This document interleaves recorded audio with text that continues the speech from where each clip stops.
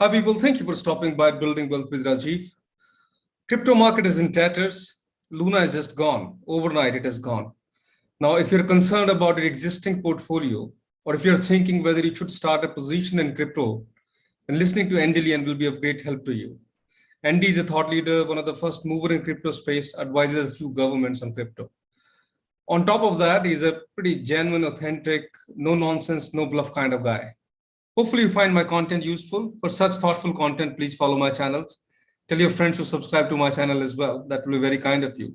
Hey, Andy, thank you. It's been a year we talked. Great to see you again. Hope you're keeping well. All good, brother. Okay. Now, crypto, what's happening? I mean, it's all down the dumps now. Well, when there are times when things goes up, things can come down, right? So I think it is just a cycle. Many of our friends who have experienced the previous few cycles, may not be that panicked, but new players are actually very panicky as of now.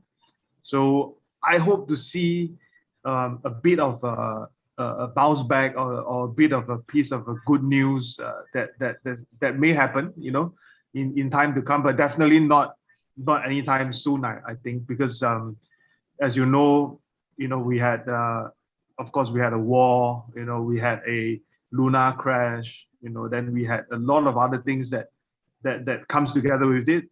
I still think that the disaster is still not here yet, because the real disaster will come when everything is being cleared out properly. That includes the recent saga with Three Arrows Capital. Yeah, so that's how I see it. So you mean you're saying the worst is not over yet? Is that what you're saying? Yes. I don't think that is over yet, because if there are a few things that we should really look at. Yeah. So the first thing is we should look at the statistics, online, on the different exchanges and the different indexes in terms of buying, selling, and the volume. It has decreased a lot. NFT sales, for example, it has dropped to only $1 billion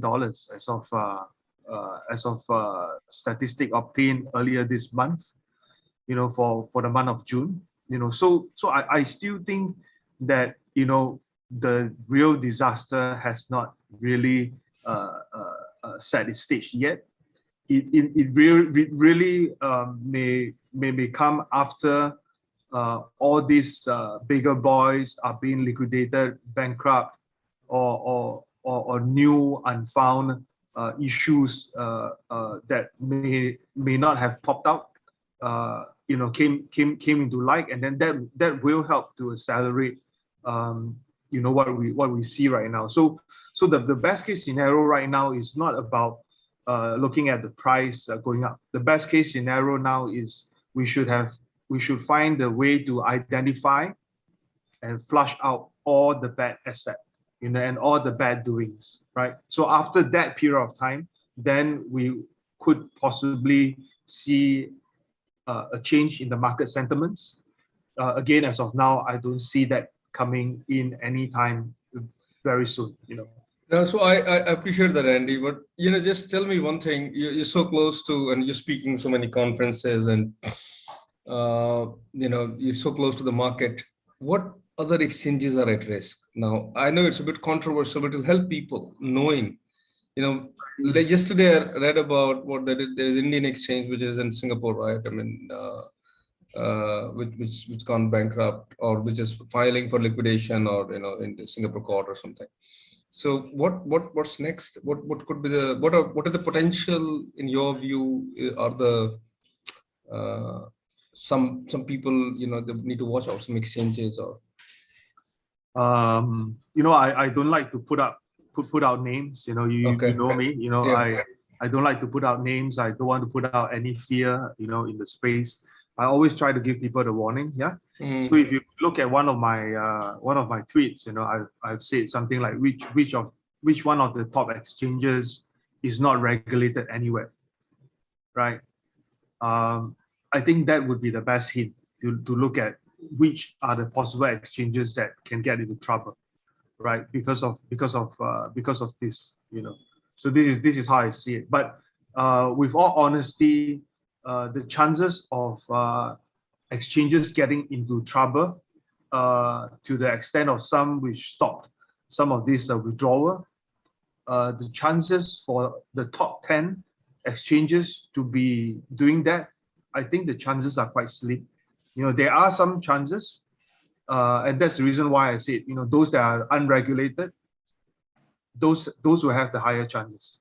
All right, this is part one. Yeah. So if you go down the list for spot exchanges from 20 to 50, the chances would have increased by a lot. You know, minimally increased by 30%.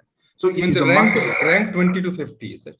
Yes, rank 20 to 50 based on coin market cap. You know, those are risky. Yeah. So if you really go deep into the numbers, deep into their setup and so forth, I felt that those exchanges are at risk on a higher tier level. You know, so I do see people starting to withdraw assets from exchanges into their own wallet. You know, I still find that is a good thing. It's a more precautionary stance that people are taking, and that is also to protect themselves, and also it's also a good test for the exchanges as well. You know, so coming back to the point to your question, you know, who is going to be you know, getting problems, you know, giving users problems. I think number one, I summarize those that are not regulated, you know, especially the top 10 exchanges, those that are not regulated, you got to really take note.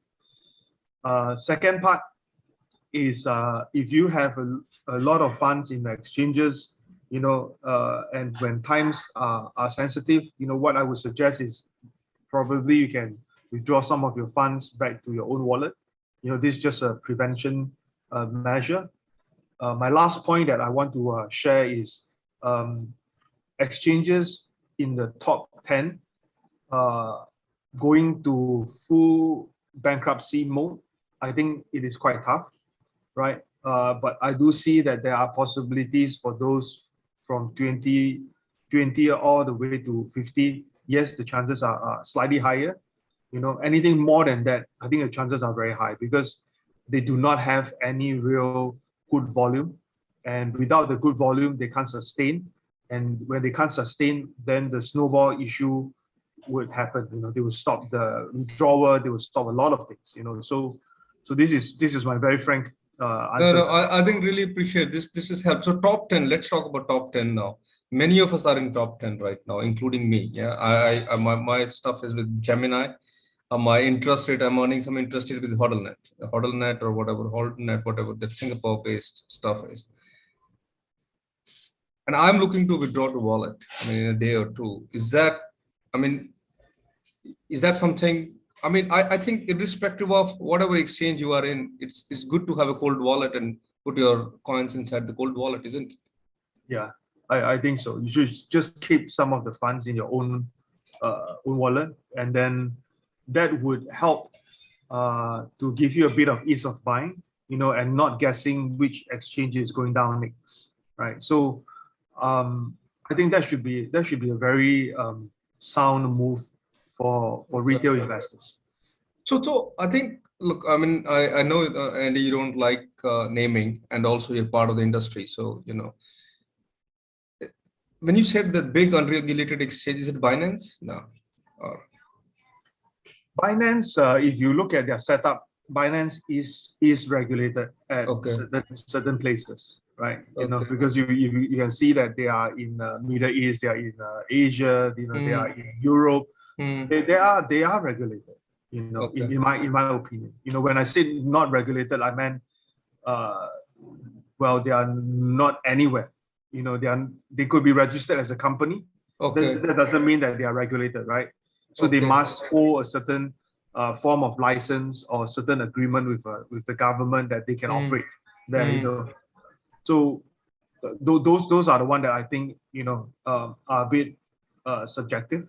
You know, Yeah. So this is just a precautionary note to Okay. share, Okay. not to fight any exchanges. Okay. Now, what is the long-term thesis for you, Andy? I mean, you are a crypto person, right? I mean, all your life is about crypto. So what is that? Does it affect your long-term thesis on cryptos? Long-term thesis wise, I don't think so. Okay. I think in terms of long-term perspective, things are very bullish. You can see countries adopting, banks changing their stance, central bank, looking at certain asset with a different, pair of lenses.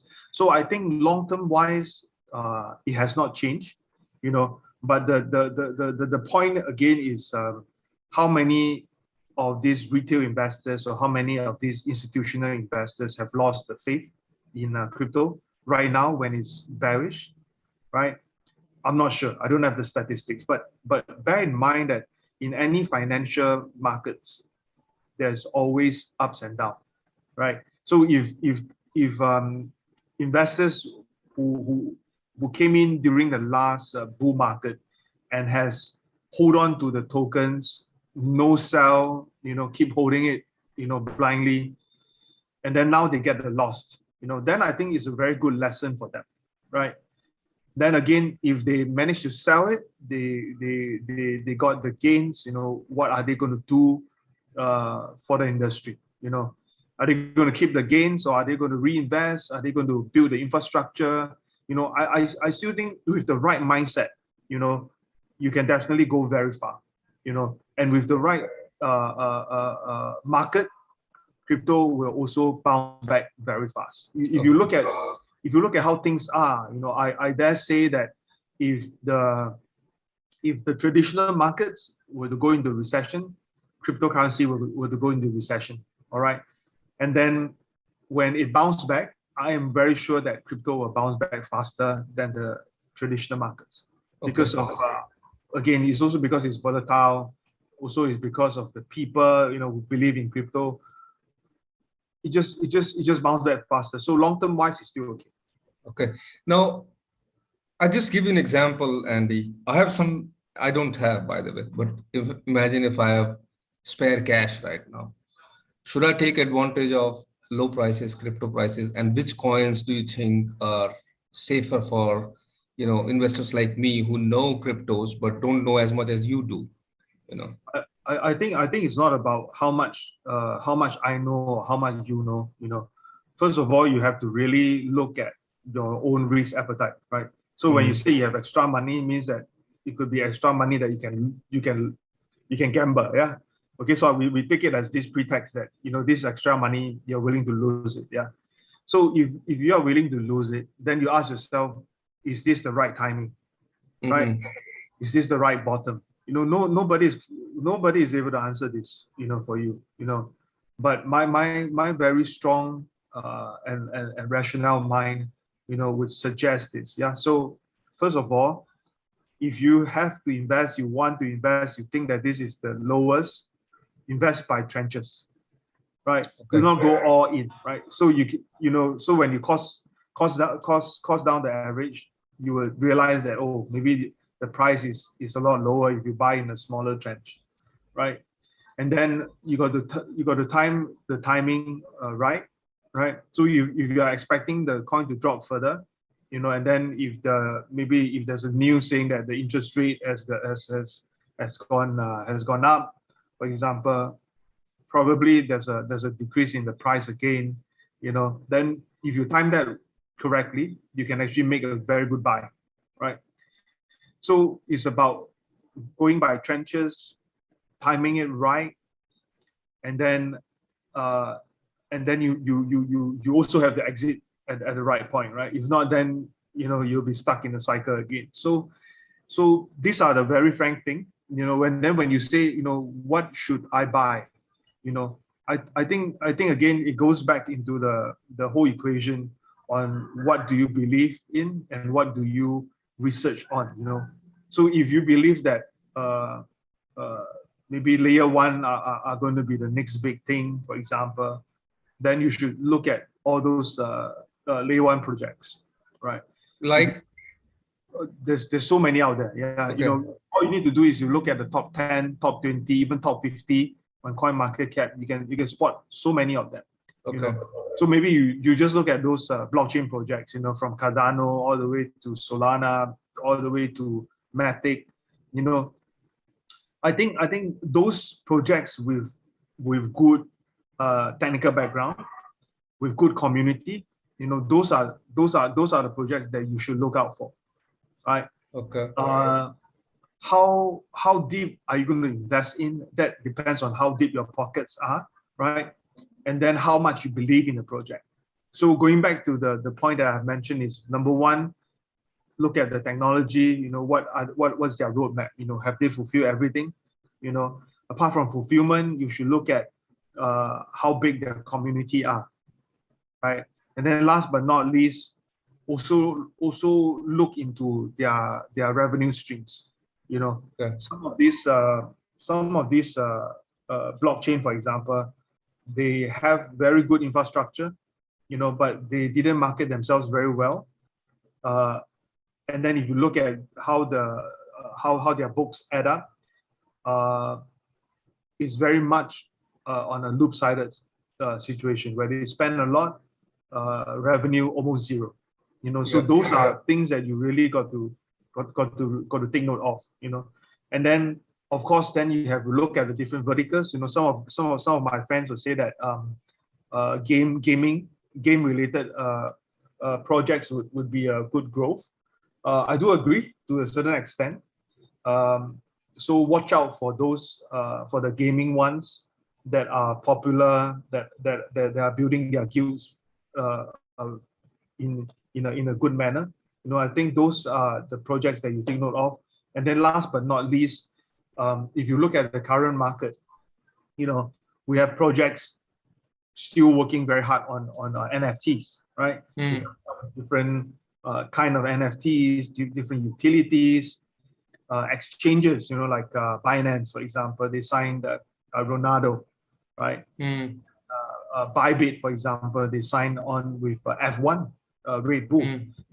So all this situation, when you add them up, and at the point that where they invested into the NFT or invest into the IP and so forth, it is actually at a point where things are fairly bearish. This also means that they are bullish. They see that there's a market.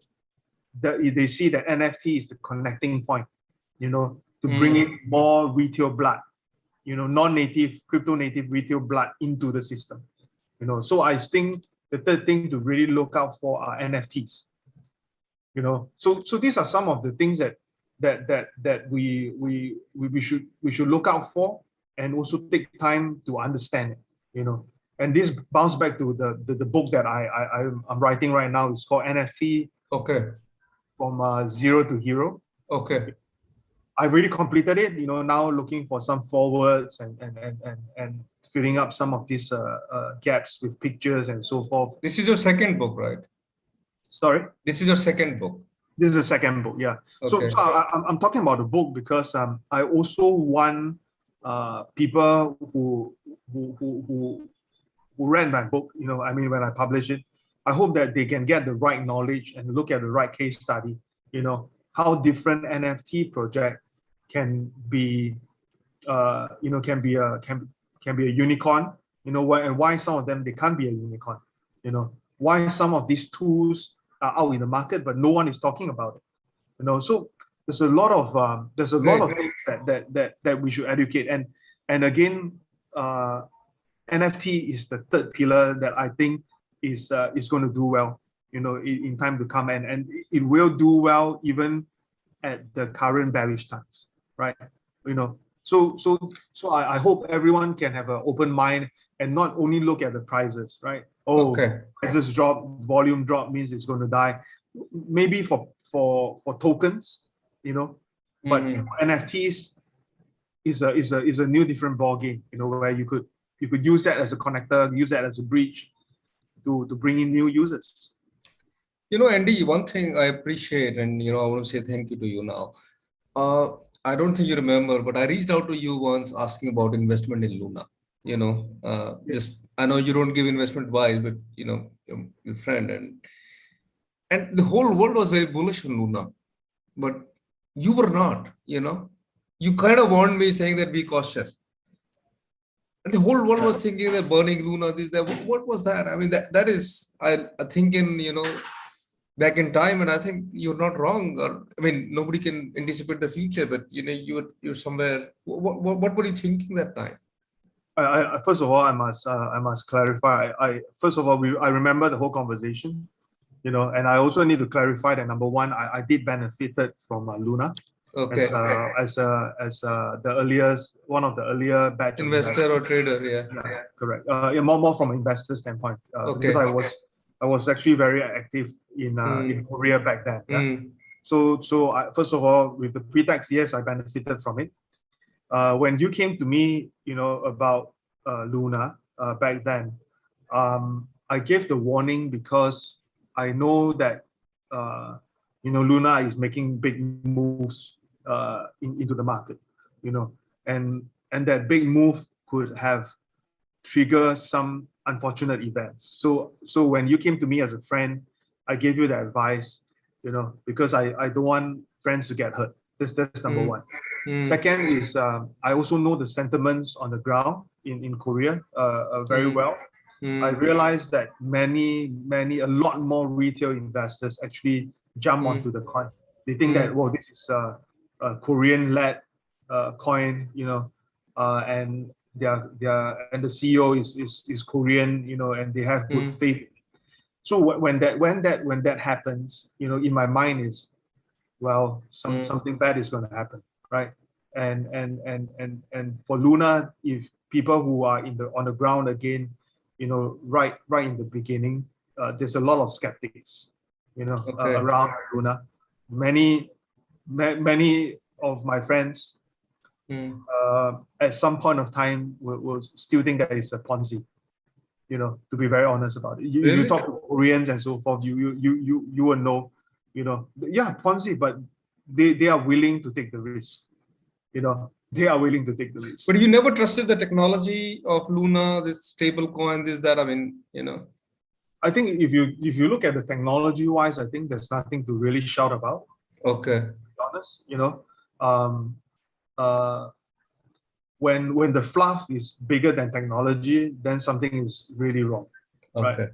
So that was with the basis that I think, when more retail investors jump in, and also new institutional investors jump in as well, to back Luna. I think that was not a good move.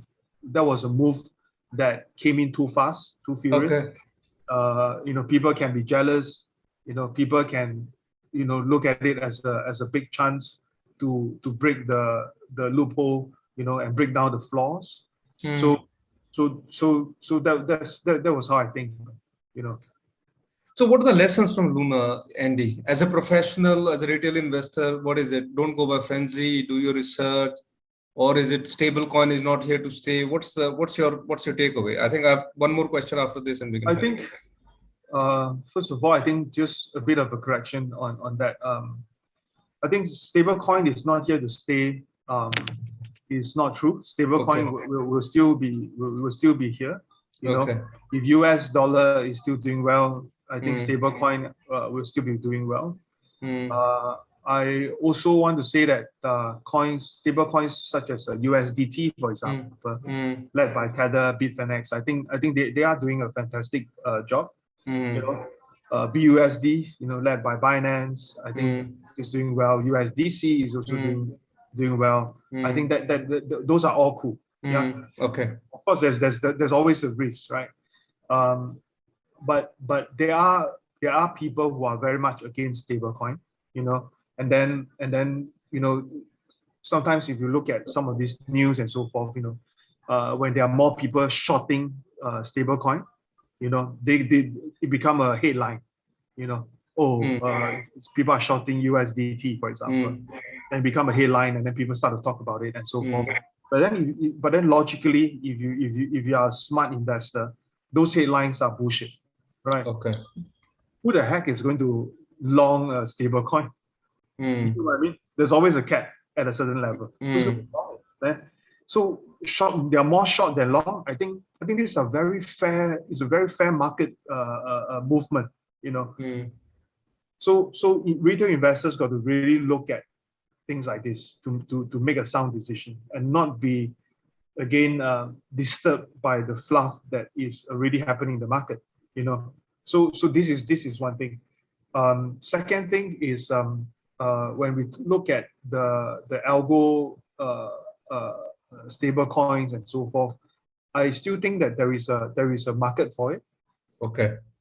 I think they addressed a different set of risk management issues. You know, looking at how you peg, against US dollars, purely on US dollars. You know, so I think it serves a certain purpose in the space, but it has not gone into a perfection mode, right? Okay. So again, it really depends on how they put the different peggings or the different peg into the different baskets. So I still think that stable coins are really here to stay.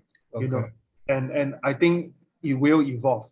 You know, from the current stable coins that are all pegged directly with US dollars, you know, it will evolve in as we speak. You know, so that's something, and then I think retail investors, you know, got to be really mindful on what they invest in. You know, we have people, you know, in the space where the market is good, you know, they talk all the good things about crypto, and then when the market is bad, they talk all the bad things about crypto.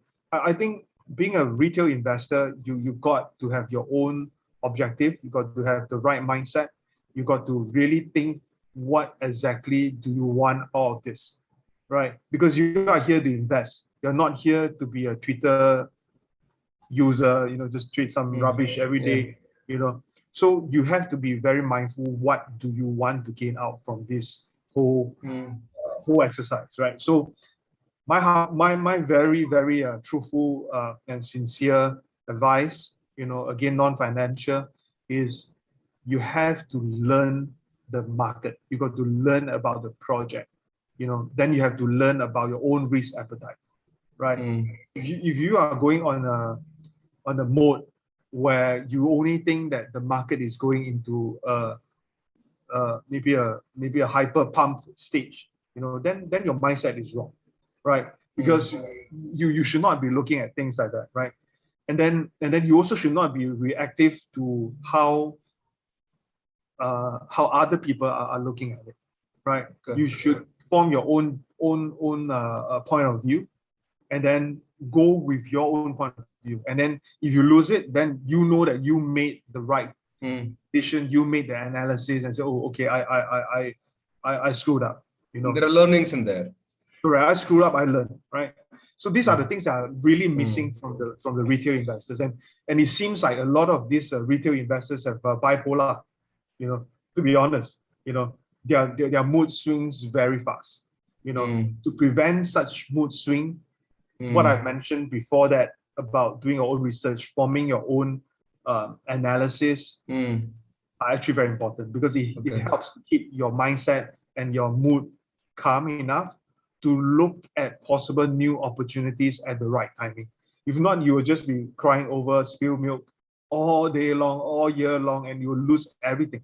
You know, so this is a very straightforward advice for I think, Andy, last question, staking. Again, the whole world was saying stake, and I messaged you and you said, be careful. You know, Anchor protocol paying 20% and all that. Now I'm kind of thinking, that I was thinking, why Andy is telling me not to stake when the whole world is staking? And, you know, is he, what bogey is he riding in? So what's your outlook now? It's the same outlook. The point about staking is about sustainable returns, right? So if the returns are non-sustainable, then the staking become Ponzi stake. Right? So you have, number one, again, you have to look at the returns, whether is it sustainable or not. This is number one. Number two, that you have to really look at it when you talk about staking, you talk about DeFi, right? Yeah. Are they really DeFi? Are they really decentralized? Give you an example. If you go to a DeFi lending protocol and they are centralized, it means that, for example, Andy has a better credit, have a reputation. I will go to them. I will get special privileges, right? Oh, you don't need to collateralize that much. You can get this much instead of this much. So get this much because of reputation, because it's centralized, right? But if you go to some DeFi protocol, again, some platform where it's decentralized, means that they only look at the coding. They don't care who you are. They only look at how much you have in a wallet, how much is being staked, and they work out a good price or a good return point for you. I think those are much better in terms of stability, right? Because they don't care whether you are big bank, big hedge fund, or a guy with big reputation. They don't really care. So if you put these two into the right equation, then you will realize that, oh, okay, so these platforms you can stake, that platform you can't stake. Okay. Right. We don't talk about the black swan event, yeah, like UST, for example. Sorry, Paulo.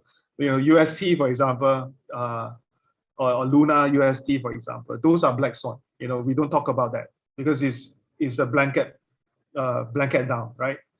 But if you talk about normal staking, there 2 points that I've mentioned are actually very key points for stakers, who wants a good stable return, who wants to put their money somewhere. These are the things that they really need to take note of.